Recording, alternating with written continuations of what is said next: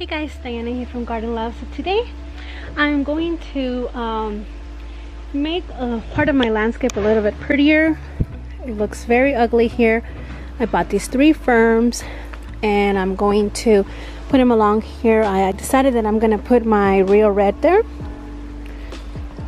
And I'm really excited to get this done. So I'm going to take you along and show you what I'm going to do.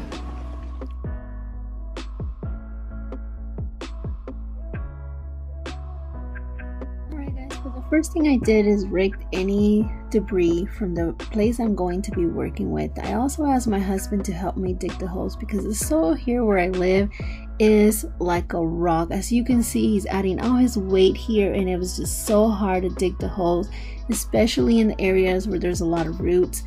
Our soil here is nothing but clay, so I do have to add amendment soil because I want my plants to thrive. These plants were only $6.99 each. I got 3 of them and I ended up only using 2 of them. And as you can see here, the struggle is real. He's gonna have to get another tool to try to get that hole to loosen up from that crazy hard soil. So here he goes.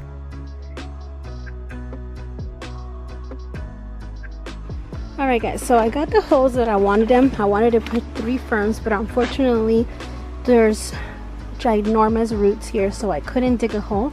I'm thinking I'm just going to put a pot to add some decorative green to it.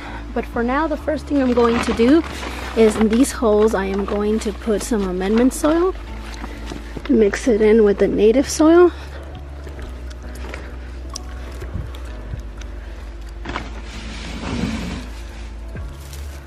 And I'm going to put it all over.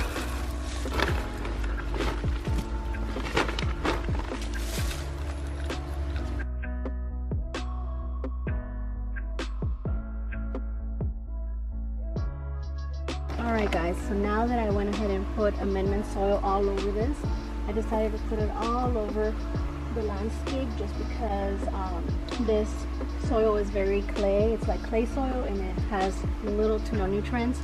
And I am going to put these ferns inside the holes my husband helped me dig. But the most important thing that I think is when it comes to planting anything in the ground is to add amendment and to add some Shirt Star. I absolutely love this product. I've noticed the biggest difference in all my planting when I use Shirt Star. It helps the roots get established and it definitely helps it grow. So what I'm going to do is just sprinkle some in the hole.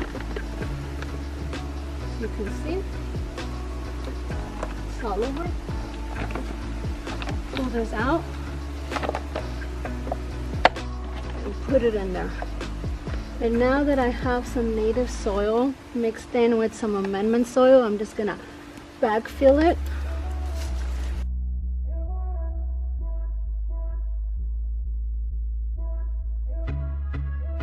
Alright guys, since the whole purpose of this project is to give this side of my fence a facelift, I'm going to move this rock that I already had in my yard and kind of give it a little bit more character to this area, especially since these ferns are so tiny and they're gonna take a minute to grow. It's just gonna add a little bit more of a flair and character to this area.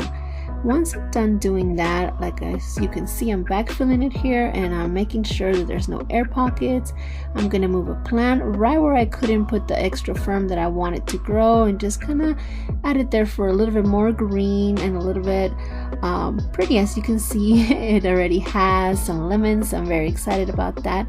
And right here, the last thing I'm going to do is just add mulch, so that way there's a contrast in colors between the greens and the black. I have mulch all over my landscape, color black. That's just the theme and the color I'm going for. I usually put this mulch only in the areas that I'm not growing any edibles, and I think it turned out perfect. This project was about under $30. A lot of the things that I use I already had, except the ferns. The ferns were $6.99 each, $21 each. The Shirt Star I already had, but you can get it for about $10 for a small box. I usually get the bigger box just because I use so much of it.